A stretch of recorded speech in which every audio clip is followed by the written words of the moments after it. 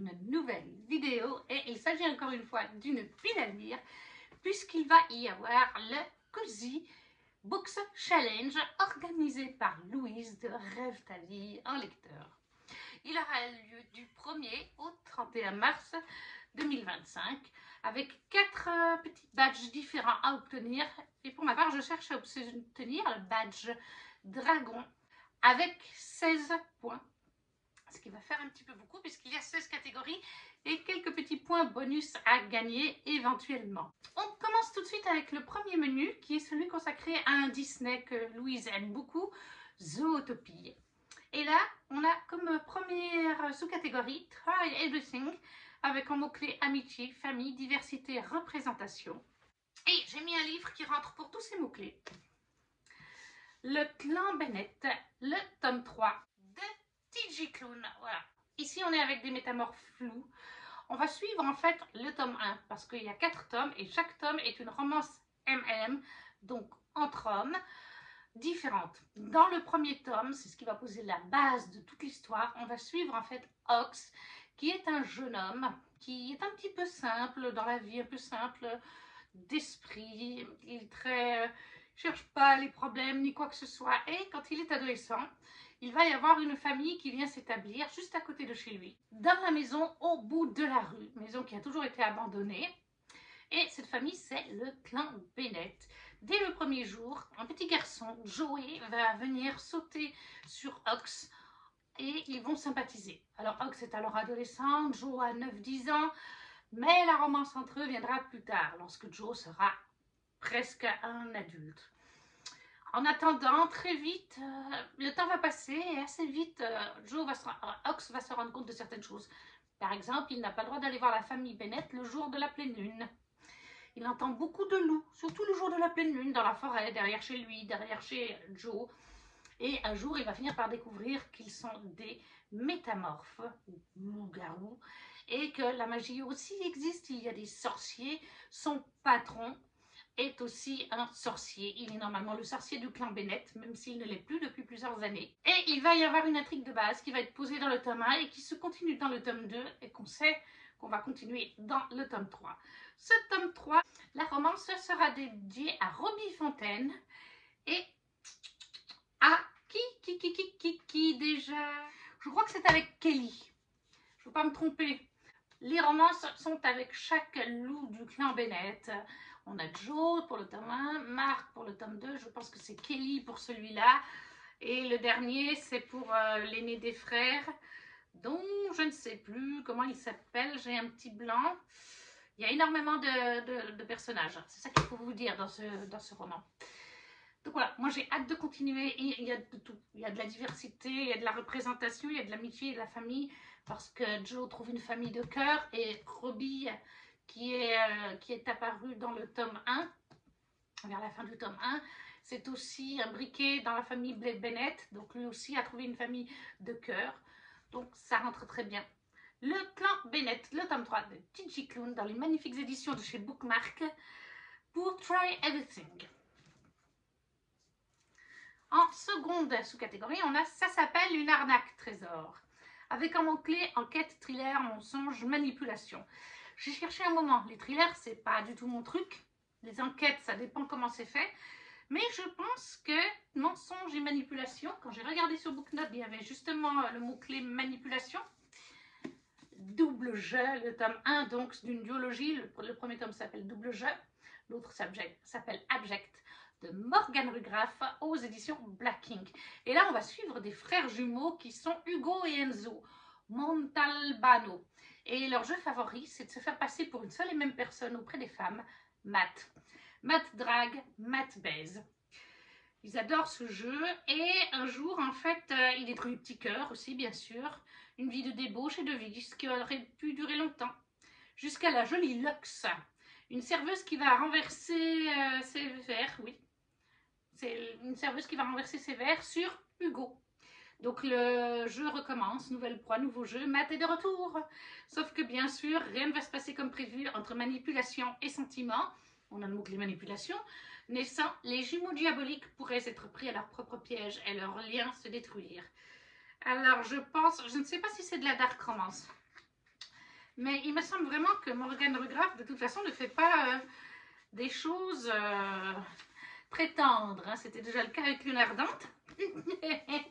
Lune Ardente était déjà pas mal dans son genre.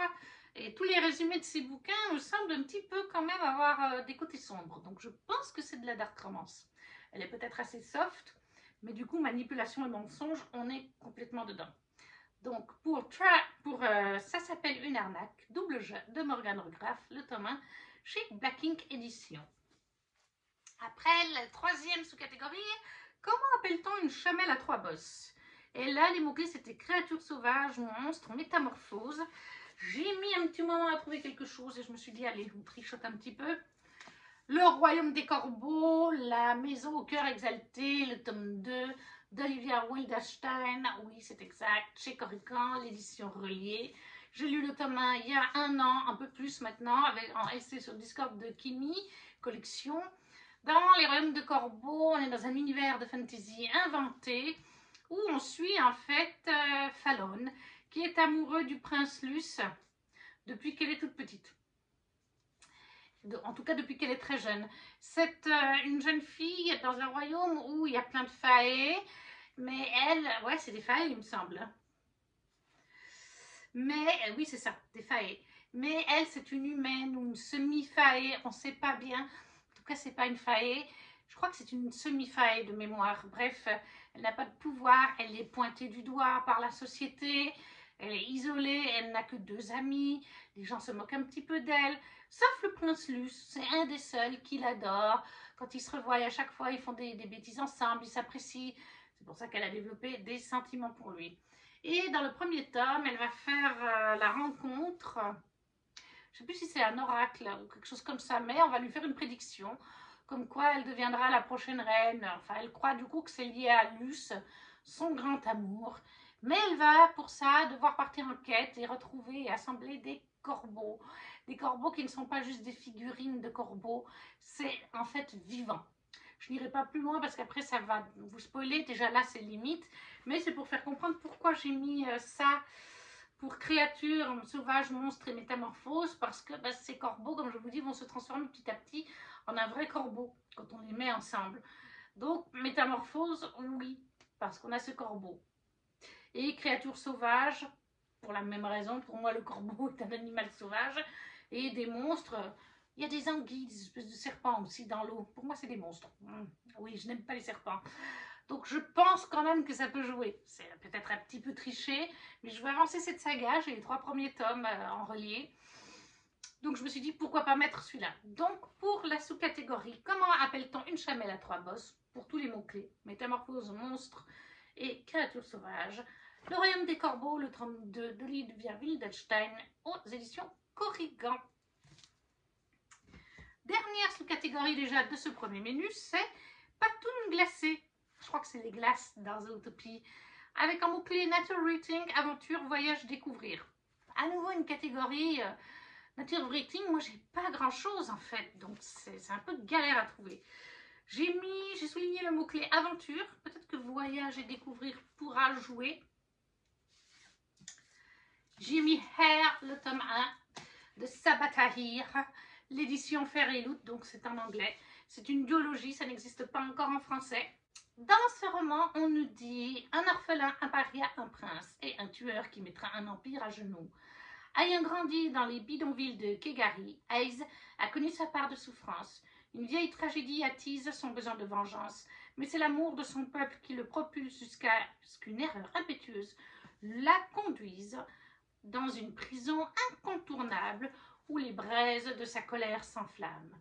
Banni de sa tribu pour un crime impardonnable, Shishra est une traqueuse malchanceuse qui parle à la terre, à l'air et à l'eau pour retrouver ses traces. Démunie, elle accepte de traquer un tueur qui a assassiné des enfants à travers l'Empire. Tout ce qu'elle a à faire, c'est d'effectuer le travail et d'être payée. Mais ensuite, elle tombe amoureuse d'un fugitif charismatique et gênant qui ne cesse de se mettre en travers de son chemin. Qu'il est le prince héritier d'un empire, neveu d'une impératrice célèbre et vénérée, mais il répugne à répandre le flambeau lorsque sa tante démissionne. En tant que fils de l'empereur le plus détesté de l'histoire de son peuple, Il comprend mieux que quiconque que le pouvoir corrompt.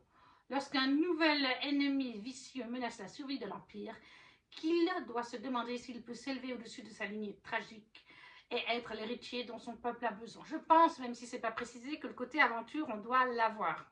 Et peut-être voyage. Parce que pour que ces personnages se rencontrent, c'est qu'ils vont devoir avoir une aventure. C'est ce que je me dis. Je voulais vraiment lire celui-là. Je l'ai aussi mis dans le challenge de Nina. Parce qu'il ne faut pas oublier que ce Cozy Book Challenge tombe en plein milieu du Romantasy Book Challenge de Nina. Alors bon, le Romantasy, c'est sur 2 mois. Donc c'est bien. Je me suis mis 12 livres en tout. Vous avez vu dans la pile à lire que 6 livres. Mais depuis, elle a augmenté. J'en ai mis 6 autres. J'ai doublé le bingo. Et celui-là est aussi dans le Romantasy. Donc j'ai dit, tout comme celui d'avant, Les Corbeaux, est aussi dans le Romantasy Book Challenge. Donc du coup, voilà, je voulais mettre celui-là. Et en plus, il me fait très envie. Mais voilà, peut-être que j'ai triché un petit peu. On verra bien. Mais pour le mot-clé aventure, j'ai donc mis, pour la catégorie Patoun glacée, sous-catégorie Patoun glacée, Hair, le tome 1 de Sabatahir. Ensuite, le menu 2, c'est une série télé, Heartstopper, tout simplement. Avec en première sous-catégorie 2 garçons, une rencontre. Et là, les mots-clés, ça rentre tous. On a romance contemporaine, coming out et lecture doudou. Et là, j'ai mis un e-book que je vous mets ici. Et moi, je vais chercher sur Internet. Je l'ai déjà sur ma liseuse. C'est Top Secret de Elle Kennedy et Sarina Bowen, aux éditions Bookmark dans leur catégorie MXM. C'est Kimi Collection qui en a vanté le livre parce que je sais qu'elle l'a lu. Je ne sais pas si Gladys ne l'a pas lu aussi. Promets-moi de ne pas tomber amoureux de moi. Keaton Hayward III, athlète universitaire, doit marcher dans les pas de sa famille en devenant président de sa fraternité. Une tradition familiale importante. Étudiant en biologie, Keaton se heurte régulièrement à Luke Bailey, un étudiant en gestion d'entreprise qui travaille en secret comme danseur pour payer ses études. Luke est un voisin de chambre aussi agaçant qu'énervant, et les deux hommes sont d'accord sur une chose, ils n'ont absolument rien en commun. Quand la petite amie de Keaton lui demande d'organiser un plan à 3 pour son anniversaire, sa vie prend une tournure inattendue. Où trouver le troisième, l'homme idéal ? En ligne, bien sûr, mais les discussions avec le candidat potentiel pourraient bien révéler une surprise de taille. Keaton et Luke se haïssent dans la vie réelle, mais en ligne, Lobster Short et Sinner Tree vivent une toute autre histoire. Découvrez une romance interdite entre deux rivaux qui, à travers leurs échanges virtuels, vont apprendre à se découvrir et à s'aimer. Donc je pense que tous les mots-clés jouent. La romance contemporaine, tout ça, il y en a. Le coming out, moi j'ai l'impression que Keaton est à la base hétéro. Il veut faire plaisir à sa copine qui veut un plan à 3 avec un second mec. Donc il y a un coming out, puisque je pense qu'il va se découvrir bisexuel. Et finalement, comme une lecture doudou, je pense que c'en est une. Ce genre de romance, pour moi, c'est une lecture doudou. Donc voilà, Top Secret de Elle Kennedy et Sarina Bowen chez Bookmark en collection MXM. La deuxième sous-catégorie, c'est un milkshake bubblegum, s'il vous plaît. Une couverture pastel. Là, j'ai pas été chercher très loin. Je veux le lire dans les imaginales en plus. Entre nous, la rivière d'Alexiane de Lys. C'est tout à fait des couleurs pastel. Naya est née au sein de la tribu Zihan. Elle doit se taire, baisser la tête, tourner 7 fois sa langue dans sa bouche avant de parler, apprendre à devenir une bonne épouse et surtout ne jamais se plaindre pour les coups reçus. Car c'est ainsi qu'un père, plus qu'un mari, se doit de parfaire l'éducation de leur fille. À 10 ans, Naya sauve un petit garçon étranger au village de la Noyade. Puis, si elle en paye les conséquences au fil de son adolescence, sa vie prend un tout autre tournant la veille de son mariage. Un chevalier en armure envoyé par le roi exige l'impôt dû par la tribu. Incapable de le payer, le peuple Zihan n'a d'autre choix que de lui abandonner l'une des leurs. Lorsque Naya est désignée par le chevalier, ce n'est peut-être pas si innocent. Derrière le aume et l'armure se cache le jeune homme, rescapé de la rivière, qui lui doit la vie. Voilà, donc c'est une romantasy one-shot aux éditions Plume Blanche d'Alexiane de Lys. Pour l'instant, Alexiane, je l'ai lu dans Tiziri, la duologie plus son spin-off de Kael. Et je suis en train de lire sa saga sur les sirènes. de sang, d'écume et de glace, si je le dis dans le bon ordre. J'ai toujours une inversion entre les dans le titre. Mais voilà, donc il me fait très envie. C'est un des Plumes Blanches 2025 qui me fait le plus envie. Et la couverture est bien pastel. Là-dessus, il n'y a pas de souci. Donc voilà, pour un milkshake bubblegum, couverture pastel, Alexandre Delis, chez Plume Blanche, Contre nous la rivière. Ensuite, la troisième sous-catégorie, c'est Vive les bulles, avec un mot-clé BD, graphique, album illustré. Là, j'ai pris le mot-clé BD. Je vais avancer dans les carnets de cerises avec ce tome 4, qui est La déesse sans visage de Joris Chamblin et Aurélie Neyrette, chez la collection Métamorphose. Mais Métamorphose, c'est quoi? Eh bien, c'est collection Métamorphose, tout simplement. J'adore les carnets de cerises. C'est une petite fille cerise qui rêve de devenir romancière quand elle sera grande. Et elle a comme voisine d'ailleurs une dame qui écrit des romans, des livres. Et cette dernière lui a conseillé, pour pouvoir atteindre ses objectifs de vie, de commencer dès qu'elle est petite fille à tenir un journal. Un journal où elle va répertorier des choses de la vie, etc. Et en fait, Cerise, elle aime bien dans son journal faire des enquêtes, indiquer des choses sur des personnes qui l'intriguent. Et elle, dès le premier tome, donc tout d'un coup, quand elle rencontre une personne qui fait quelque chose de différent, par exemple dans le deuxième tome, c'est une dame, chaque semaine, qui va à l'arrêt de bus, qui va à la bibliothèque, qui prend le même livre. Elle n'a jamais pris un autre livre, chaque semaine c'est le même qu'elle redemande. Et ça l'intrigue. Dans le tome 1, c'est un monsieur qu'elle va rencontrer, qui au début va lui faire peur, et qui, elle va découvrir, va dans un zoo abandonné faire des graffitis dessus. Voilà, c'est toujours comme ça. Et elle enquête et elle découvre des pans de vie de ces gens, des pans de vie très intéressants. Le tome 3 était pendant les fêtes de Noël d'ailleurs. Et là, on est sur le tome 4. Et ça se lit vite. Il y a des pages qui sont comme ça. Et il y a des pages de BD classiques. Ça se lit vite, ça ira très bien lors d'un live Twitch de Johanna, sur une soirée ou sur 2 soirées. Voilà, en général, je les lis sur une soirée, mais maintenant, j'aime bien les lire pendant les live Twitch, parce qu'une BD demande moins de concentration. Pendant un live Twitch, ça va bien, ce genre de petite lecture doudou. Voilà, donc pour la sous-catégorie Vive les bulles, j'ai choisi le mot-clé BD, les carnets de cerises, le tome 4, collection Métamorphose, de Joris Chamblin et Valérie Aurélie Neyrette. La sous-catégorie 4, c'est choses sérieuses, avec santé mentale, acceptation de soi, thématique engagée. Là, je me suis dit, alors j'en ai des acceptations de soi, mais thématique engagée et santé mentale, je ne sais pas. Et puis, je me suis dit que peut-être, Top Secret, que vous aurez ici du coup, ça va vous cacher l'écran, pouvait peut-être correspondre, parce qu'acceptation de soi, déjà le mec qui doit, sa meuf elle veut faire un plan à 3 avec un autre mec, donc il faut accepter de faire un plan à 3 avec un autre mec. Et puis ensuite il va sympathiser en ligne avec ce mec, et comme on nous sous-entend, ils vont tomber amoureux. Donc acceptation de soi, parce que je pense, comme je vous ai dit avant, qu'il passe d'hétéro à bisexuel. Thématique engagée, parce que c'en est une. Et puis sur santé mentale, je pense que le mec, quand il va commencer à éprouver du désir pour l'autre mec, forcément la santé mentale va un petit peu, ça va être perturbé là-dedans. Il va falloir tout remettre en place. Ça prend du temps. Ça se fait pas un coming out en une seconde. Tout va bien, tout est rose dans la tête. Hein. Il y a des réflexions. Je pense que ça rentre. Voilà. Et moi, ça me permet quand même, parce qu'il y a 16 catégories, je ne pourrais pas lire 16 livres en un mois. Ça, c'est pas possible. 12 à 14, mais pas 16. Donc ça me permet d'avoir un livre en moins. Donc voilà, Top Secret, Elle Kennedy, Sarina Bowen. Pour la catégorie choses sérieuses, je pense que ce serait de rentrer pour les mots-clés au complet. Troisième menu, c'est Cult of the Lamb, c'est un jeu vidéo apparemment, un des favoris de Louise.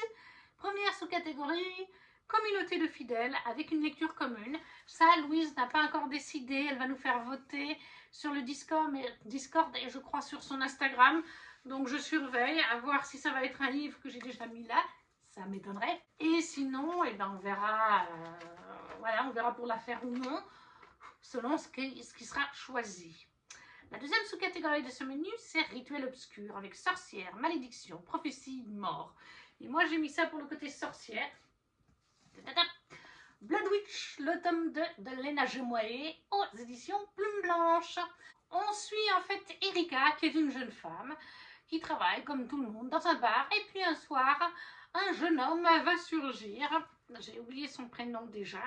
Il va lui dire qu'elle est une sorcière et qu'il doit la ramener auprès de des derniers membres de sa famille vivants. Or, cette jeune femme a une famille, un père, une mère. Donc elle va découvrir qu'elle a été adoptée en fait. Et qu'elle est une sorcière. Ça va se réveiller tout prochainement lors de son prochain anniversaire. Bien sûr, elle l'envoie complètement boulé, genre il est complètement cinglé celui-là, sauf qu'un moment après, elle va se faire attaquer par des vampires. Elle va être tuée d'ailleurs dans le procédé. Lui-même en est un, donc il va la sauver. Voilà, elle va devoir du coup apprendre en même temps à gérer le fait qu'elle est une sorcière, chose qu'elle ne savait pas, et une nouvelle vampire toute jeune, chose qui n'était pas prévue. Voilà. C'est plein d'humour avec Léna Gemoyer, c'est une lecture sans prise de tête, voilà, c'est ce qui est facile. Et j'en suis au tome 2 de cette intégrale, ça me permettra d'avoir fini la première duologie. Et après, il y a une deuxième qui s'appelle Résurrection, Blood Witch Résurrection, précisément. Donc ça, chez Plume Blanche, le tome 2 de Blood Witch, de Léna Gemoyer, pour Rituel Obscur, pour le côté sorcière.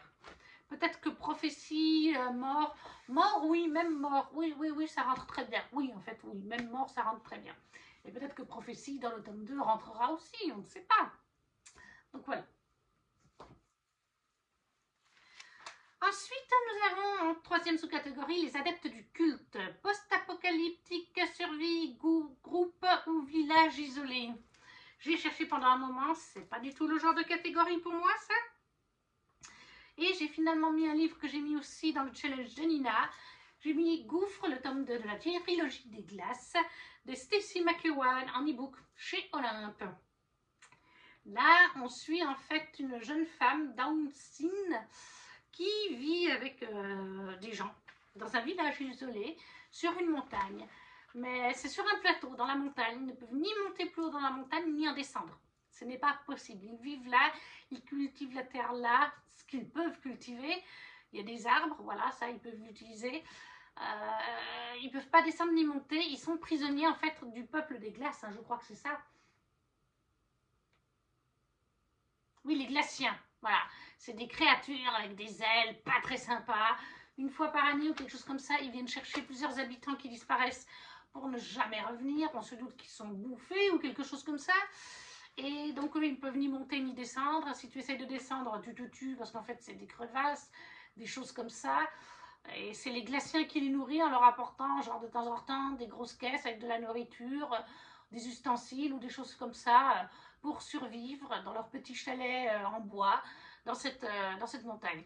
Et c'est pour ça, je pense que ça va très bien pour le côté survie et village isolé.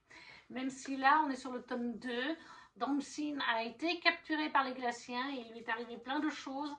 Elle n'est pour l'instant plus sur la montagne, mais je pense que ça correspond quand même. Le côté survie, je pense, correspond toujours. Ça, oui. Donc, je pense qu'on peut quand même y aller sans trop de difficultés. Donc, Gouffre, le tome 2 de la trilogie des glaces de Stacy McEwan chez Olympe Éditions pour adeptes du culte. La dernière sous-catégorie de ce menu, c'est la couronne rouge. Avec anthropomorphisme, personnage principal animal. Des choses qui pourraient jouer des sagas que j'ai dans le cours, comme le manoir de Castle Cats ou les Mémoires de la forêt, mais je ne possède pas la suite. Et c'est des livres que je veux physiquement. Donc, et j'ai pas les moyens d'en acheter pour l'instant. Donc, comme j'ai choisi de relire toute la saga pour pouvoir continuer plus loin de la guerre des clans, j'ai choisi le hors-série sur Croc-Jaune, tout simplement. Donc, dans la guerre des clans, bah, on est avec personnage principal, un animal, quoi. Et même anthropomorphisme, ça rentre aussi, parce que dans ces livres-là, les chats sont des chats sauvages, oui, mais ils ont quelques attitudes humaines, c'est-à-dire que les guérisseurs, et Croc-Jaune est une guérisseuse, font des cataplasmes, hein. C'est-à-dire ils mélangent des herbes avec des mixtures pour faire des cataplasmes, pour mettre sur les blessures, des toiles d'araignée pour mettre quand vous vous êtes coupé. Pour moi, ça, c'est pas un truc qu'un chat sauvage va faire. Un vrai chat ne fera pas ça. Mais là, on a des notions vraiment de guérisseur, de médecine, voilà, d'infirmier. Donc c'est un petit peu anthropomorphisme quand même. Dans la guerre des clans, on suit en fait 4 clans de chats sauvages. Le clan du tonnerre, le clan de l'ombre, le clan de la rivière et le clan du vent. Et ils se font, parfois, ils ont chacun leur territoire, parfois ils se battent les uns contre les autres pour leur territoire. Mais tous ces groupes de chats, tous ces clans sont dirigés par leurs ancêtres, le clan des étoiles, qui est une entité un peu mystique, mais qui existe vraiment dans l'univers. Quand vous allez à la pierre de lune et que vous mettez la truffe sur la pierre de lune, qui est en fait un cristaux dans une caverne de mine, on appelle autrement, eh bien, ils communient vraiment avec le clan des étoiles, leurs ancêtres. Et parfois, le clan des étoiles vient dans leurs rêves, n'importe quand, et pour leur prévenir, les mettre en garde d'un danger, surtout les guérisseurs ou les chefs de clan, mais parfois un élu, comme ça arrive de temps en temps. Et là, on va suivre l'histoire de Croc-Jaune. Si je me rappelle bien, parce que je l'avais lu en anglais, c'est depuis sa naissance, je pense, ou pas loin de sa naissance, en tout cas quand elle est assez jeune, je pense jusqu'au moment de sa mort dans le premier cycle. Voilà. J'ai lu déjà en janvier, eh bien, Étoile Bleue, qui était aussi un hors-série. Et c'est bien, ces hors-séries-là, je trouve qu'ils sont bien à lire entre le cycle 1 et 2. Parce que du coup, on connaît l'histoire des personnages, grosso modo. On a appris à les connaître dans le premier cycle. En général, ils sont décédés pendant le premier cycle d'ailleurs. Mais voilà, là, ça permet d'approfondir ce qu'on connaît de base de leur histoire, d'aller plus loin, de les retrouver aussi. Et voilà, il y a plusieurs hors-séries que je vais pouvoir me lire entre les cycles 1 et 2, parce que le cycle 2, en fait, la guerre des clans, j'ai repris en 2024 avec les enfants au travail. Peut-être même fin 2023, où on a écouté tout le cycle 1 en audio sur Nextory, mais ils n'ont pas la suite. Voilà, alors j'avais contacté la maison d'édition, au final on m'avait dit de voir avec la maison d'édition. La maison d'édition m'a dit c'est un projet qu'on a, mais c'est pas d'actualité pour tout de suite. Et les enfants, ben, ils avaient envie de savoir la suite, donc on lit en fait maintenant en physique le cycle 2. On est aux 2/3, un peu plus de la moitié du 2e tome. Donc c'est pour ça qu'entre deux, ben, en attendant d'avancer avec les enfants, je me relis les hors-séries que je possède, et puis après il y en aura d'autres que je pourrais m'acheter, qui sont sortis depuis. Mais voilà, la guerre des clans des Herrinhunter chez PKJ, je n'ai pas précisé. C'est un hors-série sur Croc-Jaune, le secret de Croc-Jaune, pour la couronne rouge, anthropomorphisme et surtout personnage principal animal. Après la dernière catégorie, le dernier menu, c'est Wonderland Wars. C'est un jeu vidéo apparemment. Et la première sous-catégorie, c'est l'heure du thé. Avec nourriture, cozy fantasy, pâtisserie, nostalgie. Alors au début, j'étais larguée. Bon, quoi qu'encore une fois, cozy fantasy, pâtisserie, il y avait éventuellement Mémoire de la forêt. Mais encore une fois, je ne l'ai pas. Finalement, je me suis pris un e-book Guide de magie pour sorcières modernes de Lindsay Howell chez Bookmark. Il y a le mot cozy fantasy à l'intérieur du résumé, donc à l'intérieur des mots-clés sur Booknode. Donc, on est dedans. Bienvenue à Charming Cove, un petit village pittoresque où la magie règne et où les familiers sont incapables de tenir leur langue. Je suis issue d'une longue lignée de sorcières, mais vous savez, l'exception qui confirme la règle, c'est moi. Je suis un désastre ambulant, le genre à lancer des sorts qui lui explosent à la figure. Voilà pourquoi j'ai établi mes propres règles. Éviter toute forme de magie. En cas de force majeure, évitez de participer à une compétition pour remporter la plus grande fortune magique d'Angleterre et surtout, évitez à tout prix de tomber sur le charme de Callan Hawthorne, le sorcier milliardaire que tu détestes depuis des années. Sauf que pour sauver Seaside Spell, la boutique de potions familiales, je risque de devoir enfreindre chacune d'entre elles. Mais pas de panique, quand je rentrerai à Charming Cove, je ferai de mon mieux pour ignorer celui qui a été élu homme le plus sexy de l'année par Sorcière Magazine. Je remporterai cette compétition et, avec un peu de chance, je ne me transformerai pas en crapaud en cours de route. Facile, non? Voilà. Ça a l'air super drôle, ça a l'air cozy fantasy comme j'apprécie, donc j'ai mis ça. Donc c'est Guide de magie pour sorcières modernes de Lindsay Howell chez Bookmark. Et ça, c'est l'heure du thé. Cozy Fantasy. Je pense pas que les autres rentrent, mais on verra bien, qui sait. Ensuite, en deuxième sous-catégorie, nous avons Bienvenue au pays des merveilles, avec réécriture de contes. Alors ça, j'aurais peut-être eu des choses en livre, Mais je voulais un livre court, parce qu'il y en a pas mal, comme je vous ai dit. Et ça, moi, je pourrais le lire un conte par soir. En plus, il me fait très envie. C'est Contes des mille et un chats, aux éditions Le Héron d'Argent. Regardez comme il est beau. Et ça, cette fois, il est de Julia Richard et Léa Lefebvre. Léa Lefebvre. Je ne sais pas si je dis bien. Parce qu'il y a une... il y a toute une... C'est avec une très belle écriture. Les livres du Héron d'Argent sont toujours très beaux. Et donc, en fait, là, je pense que ça va être la réécriture des contes des Mille et Une Nuits, mais en version chat, au lieu d'avoir des humains. Alors, je ne sais pas ce que je vous montre, mais voilà une très belle double page d'illustration. Et ça, le conte, eh c'est celui de l'histoire de Scheherazade. Voilà, tout simplement. Regardez-moi celle-là, comme elle est belle. C'est pas Alain Deur, mais elle est belle. Ouais, le Héron d'Argent, ils sont très doués, ils font des très belles illustrations, de très beaux livres illustrés. Et là, je pense que ça va être assez drôle de voir des réécritures, inspiration. Voilà, la lampe merveilleuse. Elle est là, la lampe merveilleuse. On sait que c'est Aladdin. Elle est là, ici. Et là, je pense que c'est Aladdin. Donc, ouais, non, moi, ça, il me fait très envie. J'ai reçu un petit mois en arrière ou deux, je ne sais plus exactement. Je me suis dit que ce serait parfait. Un conte par soir pendant le mois de mars et ça valide une catégorie. Donc, voilà. Conte des mille et un chats aux éditions du Héron d'Argent de Julia Richard et de Léa Lefebvre. J'arrive pas si c'est un D ou un J parce que c'est une écriture un petit peu arabe, voilà, des pays par là-bas, et j'ai du mal à voir la lettre. Et il ne nous reste plus que deux sous-catégories. Prends garde au Jabberwocky, roman jeunesse sous relecture. Et comme je vous ai dit que ça faisait trop de livres d'en lire 16, là aussi je me suis remis Croc jaune, le hors-série de la guerre des clans, tout simplement. Comme ça, ça ira un petit peu plus vite et j'aurai un peu plus de chance d'y arriver. Ensuite, en dernière sous-catégorie, nous avons Amis du peuple avec féminisme et sororité. Ça, c'est quelque chose qui n'est pas évident. Comment être sûr? Alors oui, il y a des romans féministes, on le sent dans l'intitulé, mais sororité, des fois, il faut attendre, ou alors il faut qu'il y ait les mots-clés sur BookNode, et c'est pas forcément le cas. Je pense que féminisme et sororité, celui-là va rentrer, parce que j'ai lu un autre qui se situe dans le même univers. Sleep Like That de Kailin Barron, c'est l'édition Fairyloot. Et on est sur une réécriture, si je ne me trompe pas, de Blanche-Neige. Oui, c'est ça.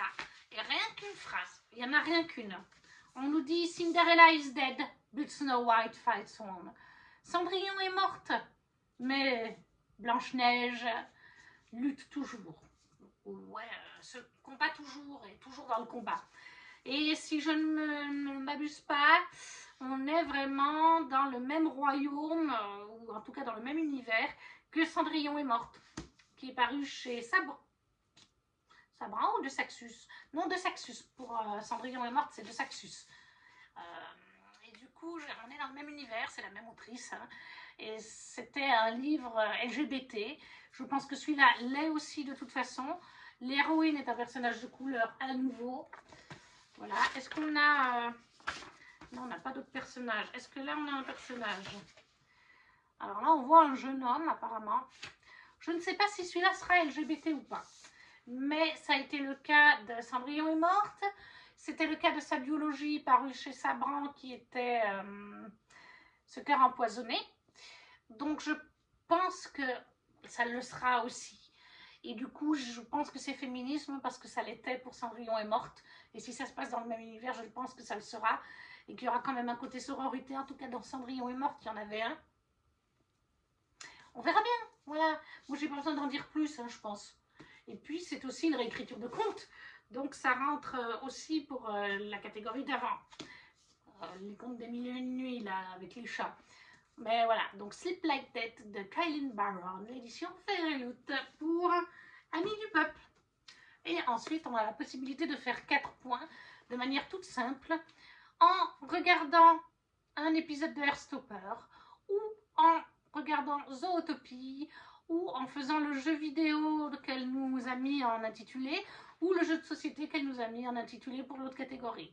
Alors le jjeu vidéo et le jeu de société, je ne les ai pas. Mais pour ce qui est du Zootopie, oui, je me le referai. Comme ça me fera peut-être un point bonus. Et puis Heartstopper, bah, je le laisse sur Netflix. Hein. J'avais déjà vu la première saison, il faudrait que je voie la deuxième. C'est peut-être quelque chose que je regarderai avec mamie, voilà, parce qu'on aime bien regarder la télé avec mamie un petit peu 5-6 soirs par semaine en tout cas. Donc à voir si ça pourrait lui plaire ou pas, je suis hésitante là-dessus. Mais voilà, regardez au moins un épisode nous fera un point, enfin me fera un point bonus. Mais du coup, oui, bon, bah, il y a 14 livres hein, quand même, sur 16 catégories. Non, il y en a, oui, 14 avec la LC. Peut-être qu'avec un peu de chance, la LC sera un livre que j'ai dans ma pile à lire, mais ça m'étonnerait. Donc ça fait quand même 14 lectures normalement à faire. En mars, c'est quand même, ça va être dur quand même. Hein. Surtout qu'il y a 2 livres en anglais. Même si en ce moment j'arrive à en lire 2 en anglais, ça va quand même être chaud patate. Mais je me suis mis l'objectif quand même du badge dragon qui est le plus élevé, avec 40 et quelques points. Donc on verra bien. Nous verrons bien. Et voilà, la vidéo est à présent terminée. Je ne soulève pas la pile parce qu'elle est vraiment très lourde. Mais n'hésitez pas à me dire si on a des livres en commun, si vous en avez déjà lu certains, ou si vous font envie, si vous participez au challenge, j'irai voir votre pile à lire. Ça me fait toujours plaisir de voir les piles à lire des autres. Si vous ne savez pas quoi mettre, un petit emoji, ça soutient la chaîne, tout comme le petit pouce. À vous abonner si ce n'est pas déjà fait, à partager la vidéo si le cœur vous en dit. Et nous, on se retrouve très vite pour une prochaine vidéo. Ciao, ciao!